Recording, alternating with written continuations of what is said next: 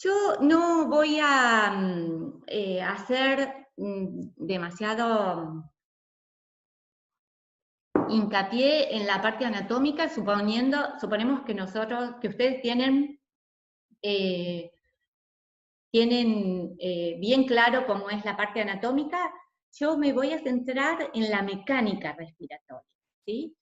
Que es en lo que ustedes tienen bastante dificultad. Por eso los objetivos de la clase son destacar la importancia de la mecánica respiratoria durante el proceso respiratorio y valorar la distensibilidad, la importancia que tiene la distensibilidad del tejido pulmonar y la participación del agente tensoactivo en la función respiratoria. ¿Por qué es tan importante esta capacidad de distenderse del pulmón y qué participación tiene el agente tensoactivo?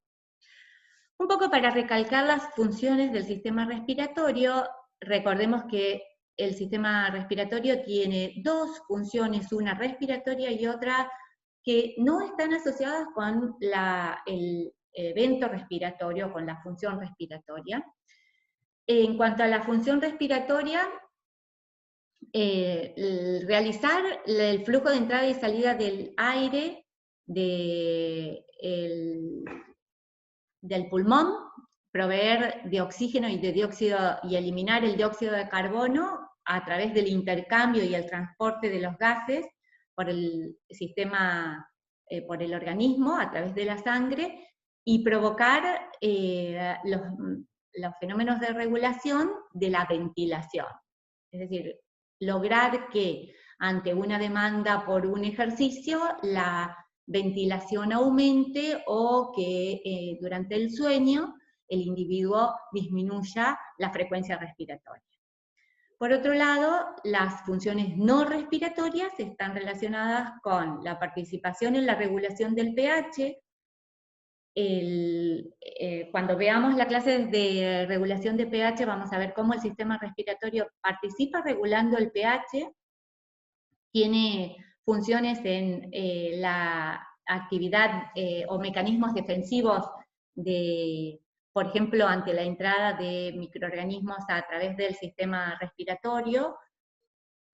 Ahí realiza funciones defensivas, realiza funciones metabólicas que están relacionadas, como por ejemplo con la inactivación de algunos fármacos o inactivación de hormonas. Particularmente vamos a hablar mucho de la inactivación de la prostaglandina F2-alfa, que la vamos a ver en Fisiología 2. El pulmón realiza una metabolización de la molécula que permite que se inactive, que no tenga funcionalidad.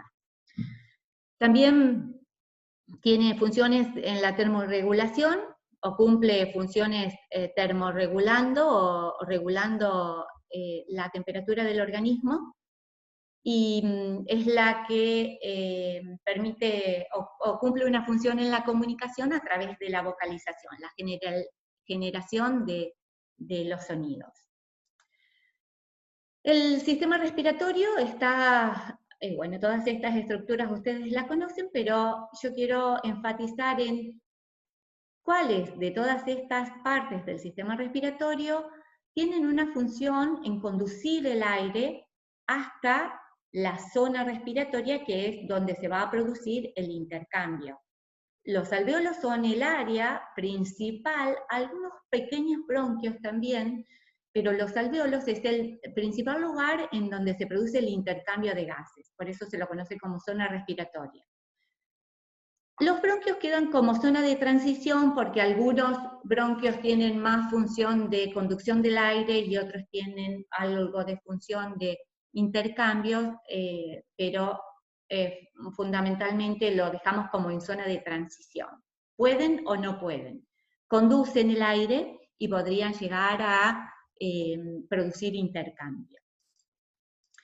La zona de intercambio neta es esta, el alvéolo respiratorio, una gran luz, una membrana muy delgada de células que está tapizada por una sustancia, de la cual vamos a hablar al final de la clase, que es el surfactante pulmonar. Ustedes ya la conocen, pero sí cada uno de estos alvéolos tiene una intensa irrigación, un lecho microcirculatorio que rodea a cada uno de estos alvéolos, y que esto es lo que estuvimos describiendo recién. Este lecho microcirculatorio, como el que describíamos recién, rodea a cada uno de los alvéolos y es fundamental para que se produzca el intercambio de gases. Dióxido de carbono en un sentido, desde el torrente circulatorio hacia la luz alveolar, y el oxígeno en el sentido opuesto. Fundamental, si no hay lecho microcirculatorio, por más que el alvéolo tenga intercambio gaseoso, tenga aire en su interior, no va a poder haber intercambio de gases entre la luz alveolar y el lecho vascular. Se distinguen distintos espacios muertos. Espacio muerto es el lugar en donde no se produce el intercambio de gases. Describimos un espacio muerto instrumental cuando ingresamos al sistema respiratorio a través de instrumentos, obviamente que no hay intercambio, por eso es un espacio muerto. El espacio muerto anatómico formado por la tráquea es un sistema de conducción, solamente conduce el aire, no hay intercambio.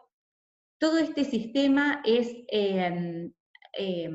digamos, no cumple las funciones de intercambio. Si lo vemos desde ese punto de vista, es un área desventajosa porque está con aire, pero no hay intercambio, es decir, este aire que tiene gases que podrían ser utilizados por el sistema respiratorio, ya te atiendo, Clara, por el sistema respiratorio no están siendo utilizados. Tengo a Clara que levantó la mano y voy a ver qué me dice.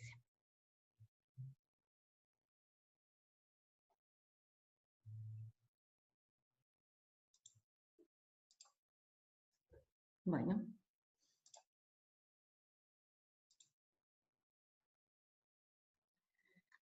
Clara, ¿vos escribiste o querías hacer una pregunta? Podés activar tu micrófono y hacer la pregunta. Si no, continuamos. ¿No? Bien. También Lucía levantó. ¿Pueden activar su micrófono? Y hacen la pregunta si quieren.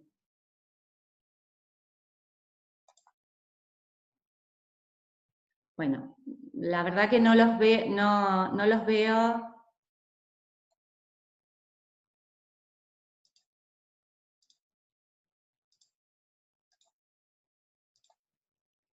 Bueno, perdón, volvemos para atrás. Estábamos hablando, dejen las preguntas en el chat, así después yo las veo, ¿sí? Entonces, hablábamos del espacio muerto, área en la que no se producía el intercambio de gases.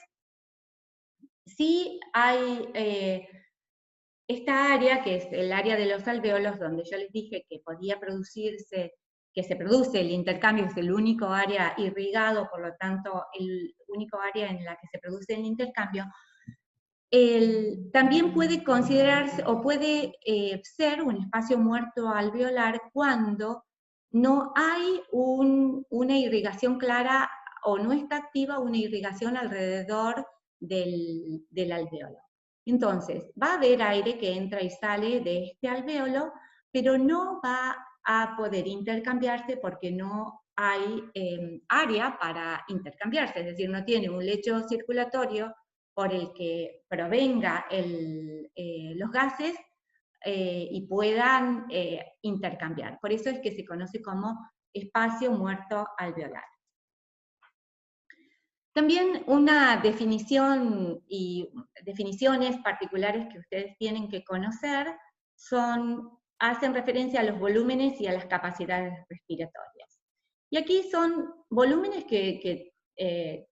cuyas definiciones tienen que conocer. El volumen tidal es el volumen de aire que presenta el pulmón durante una inspiración y una expiración. Esa es la capacidad, o está relacionado con la cantidad de aire que ingresa al pulmón.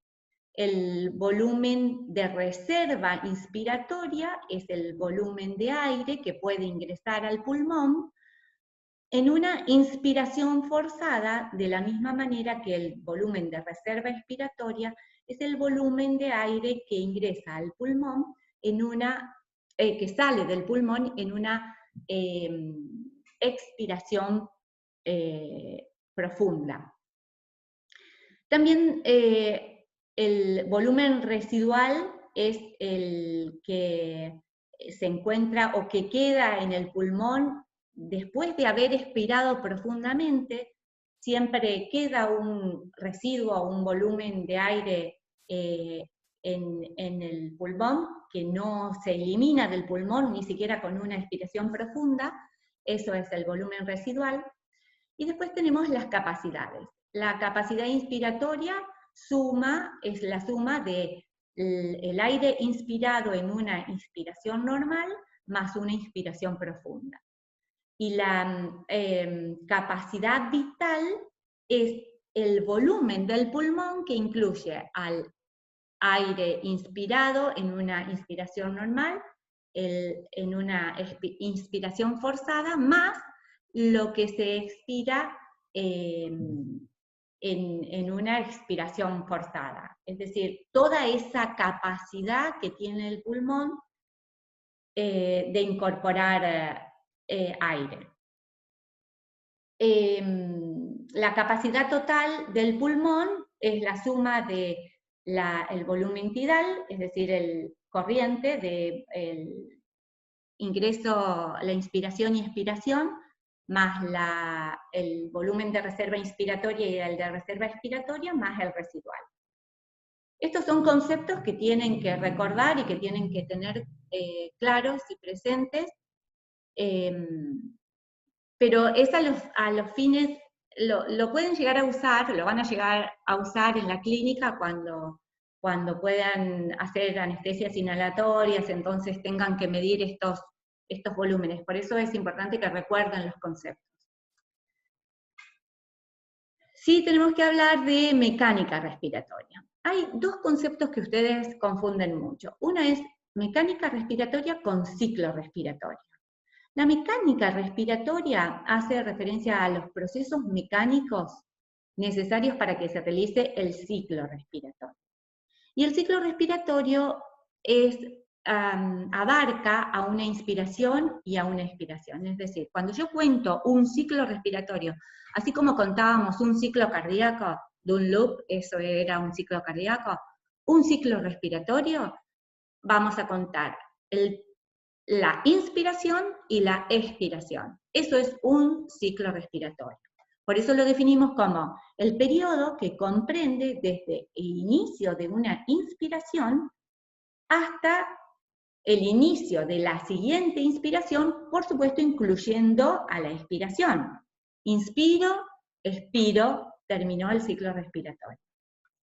Pero todos los procesos mecánicos, es decir, todo lo que sucede en la caja torácica para que se produzca ese ciclo respiratorio, es lo que nosotros conocemos como mecánica respiratoria. Y es lo que vamos a describir a continuación. Me interesa que tengan bien esos dos conceptos, bien claros esos dos conceptos. La mecánica respiratoria tiene una serie de pasos que se van dando para que, en definitiva, se produzca el ingreso de aire. Finalmente todo esto que vamos a describir va a llevar a que el aire ingrese al pulmón. Y esto es muy importante, porque primero se va a contraer el diafragma, lo que va a provocar un aumento del diámetro longitudinal del tórax. Como vemos aquí, el diafragma se contrae y aumenta el diámetro longitudinal del tórax, se contraen los músculos intercostales externos, con lo cual tiran de las costillas y aumenta el diámetro transverso del tórax, se ensancha la cavidad torácica, se produce la contracción de todos estos músculos, todo finaliza con el ensanchamiento del tórax.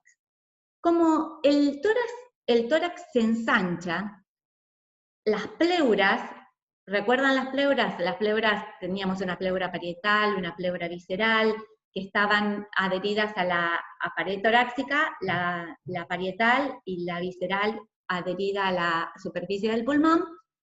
Ese ensanchamiento del tórax, ayudado por las pleuras, permite que el pulmón se acompañe a ese ensanchamiento del tórax.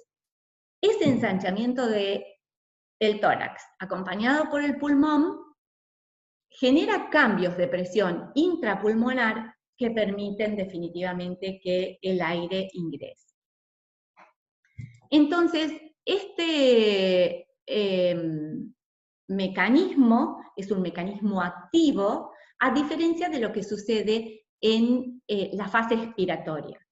Durante la fase expiratoria, en la mayoría de las especies, esto tenemos que recalcarlo, en la mayoría de las especies, siempre hay alguna excepción, la mecánica para la expiración, o la mecánica expiratoria,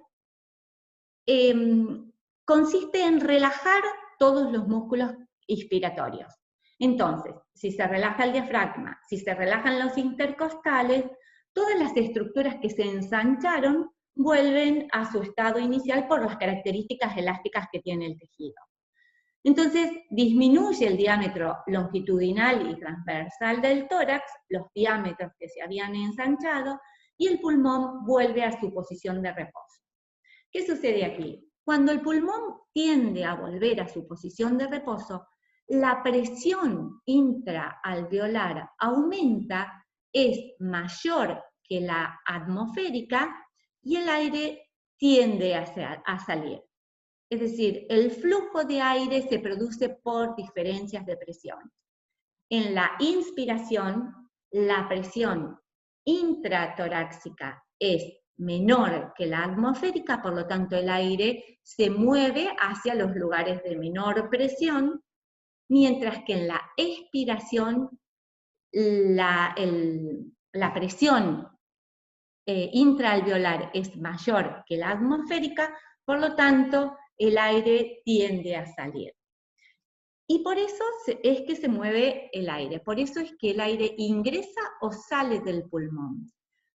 Pero no, uno de los errores que frecuentemente cometen es que inflan al pulmón, es decir, meten el aire a presión dentro del pulmón. Y eso no es así. El aire se mueve por diferencias de presiones, tanto para entrar como para salir. Lo importante es entender qué es lo que genera esas diferencias de presión. Y lo que genera esas diferencias de presión es la mecánica respiratoria. Por eso la importancia de entender el proceso mecánico de la respiración que conduce a que se den los ciclos respiratorios. Hay especies en las que la expiración es activa. Yo les dije que en la mayoría de las especies la inspiración es activa y la expiración es pasiva. Pero en estas dos especies, equinos y caninos, la expiración es activa, y al ser activa supone contracción de algunos músculos, contracción de los intercostales internos y contracción de los músculos de la pared abdominal, que fuerzan al diafragma a volver a su estado inicial de relajación. Y por eso comprimen a la caja torácica, y de esa manera la expiración se produce en forma activa. Esto es importante hacer la diferencia para que después, cuando veamos que un individuo contrae algunos músculos abdominales para respirar, no estemos pensando que tiene una patología.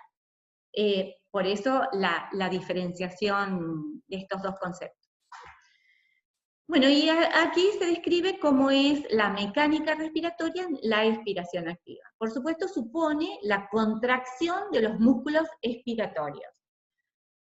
esto que les contaba, cuando se contraen los intercostales, tiran de las costillas hacia atrás y hacia adentro, con lo cual disminuye el diámetro longitudinal y transversal del tórax, y la presión que ejercen los músculos abdominales sobre el diafragma también contribuye a disminuir sobre todo el diámetro transversal del tórax, y el pulmón tiende a su posición de reposo por estas características elásticas que tiene el tejido pulmonar.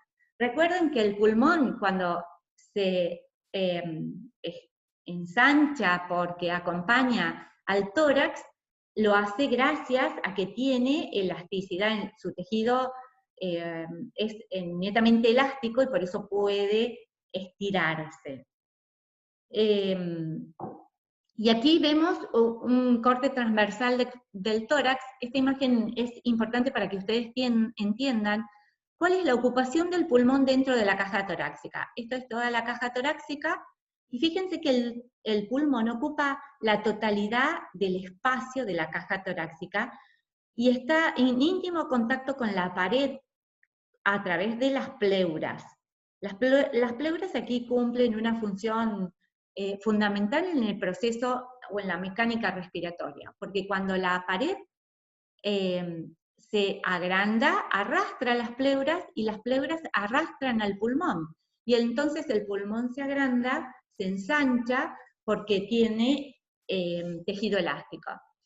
Cuando la caja torácica se relaja, los músculos se relajan y vuelven a su estado inicial, el pulmón, porque tiene tejido elástico, vuelve a su estado inicial previo al proceso de inspiración.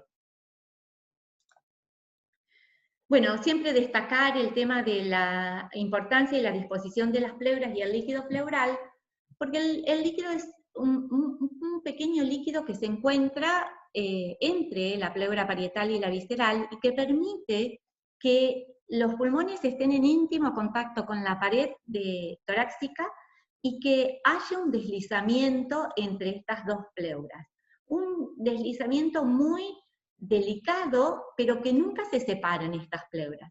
Y esto, gracias a la presión que se ejerce en el interior de las pleuras, en ese espacio pleural que está graficado en esta imagen, que si ustedes miran es muy delgado, es un espacio virtual que está ocupado por líquido. Esto permite que se expandan los pulmones y no suceda esto que estamos viendo aquí. Esto es lo que no debe suceder. Esto es afuncional. Este es un pulmón que está ubicado adecuadamente en la caja torácica. Cuando se producen movimientos de entrada y salida de aire de los pulmones, también varían. No solo el volumen pulmonar, en inspiración aumenta, en expiración disminuye, sino que también cambian las presiones. Aquí en esta imagen vemos graficados cómo cambian las presiones en inspiración y cómo cambian las presiones en expiración. Las presiones, dependiendo de los tejidos, las agrupan en presiones pulmonares y presiones alveolares, como dos grandes presiones. Otros autores describen a cada una de estas presiones, pero lo importante es entender qué es lo que sucede con la presión alveolar en el momento en que se produce la inspiración. La presión alveolar disminuye en inspiración, disminuye hasta que se equipara con la atmosférica, el aire empieza a entrar y aumenta durante la inspiración. Esto es lo que produce la entrada o el movimiento de aire. El aire se mueve desde el exterior hacia los alvéolos y desde los alvéolos hacia el exterior. Y aquí hay dos componentes importantes del pulmón que tienen que ver con permitir que el pulmón tenga esa capacidad de distenderse y de volver a su estado inicial antes de la distensión. ¿Y qué es? Las características elásticas o las fibras que conforman el tejido pulmonar, que como ustedes conocen, ya saben, son fibras de elastina, fibras de colágeno, que permiten la expansión del pulmón, que se extiendan como un elástico, se alarga y vuelve a su estado inicial sin dificultad. Y por otro lado, este otro componente que tapiza los alvéolos, que es el agente o el surfactante pulmonar, que es un líquido, una sustancia que tapiza los alvéolos y que cambia la tensión superficial del alvéolo, permitiendo que los alvéolos mantengan su forma redondeada, su forma abierta, que no colapsen, porque si no existiría este agente surfactante, los alvéolos tenderían a colapsarse por la fuerza que ejercen las moléculas de agua que están tapizando la superficie interna del alvéolo. El agente surfactante permite que haya un contacto entre el aire y el agua, es decir, se interpone entre esas dos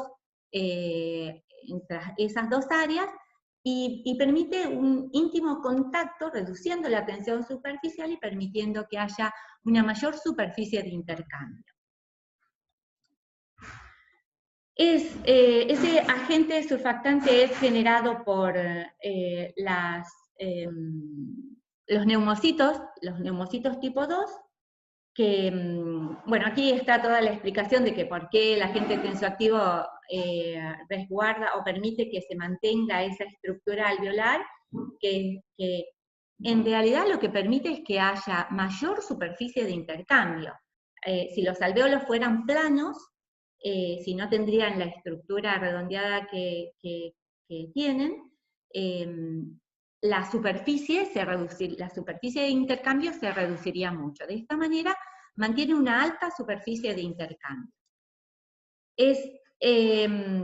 Está constituido por proteínas, fosfolípidos y iones que le dan estas características particulares de permitir el contacto entre una superficie acuosa y la superficie gaseosa o el ambiente gaseoso, secretado por este tipo de células que tapizan a los alvéolos, los neumocitos tipo 2, y todas estas funciones que estuvimos describiendo o nombrando hasta recién: disminuir la tensión superficial, disminuir la presión de colapso, disminuir la inestabilidad alveolar, mantener esa estructura de alvéolo y que no colapsen. Esto también es una función importante, impedir que el plasma pase hacia los alvéolos, el plasma se mantenga dentro de los alvéolos y no moje el plasma se mantenga dentro de los capilares y no moje a los alvéolos. Y hacer que el pulmón sea más distensible junto con la estructura elástica del pulmón. Bien, vimos los volúmenes y las capacidades, destacamos mecánica respiratoria y hablamos de la importancia de las pleuras y del surfactante pulmonar.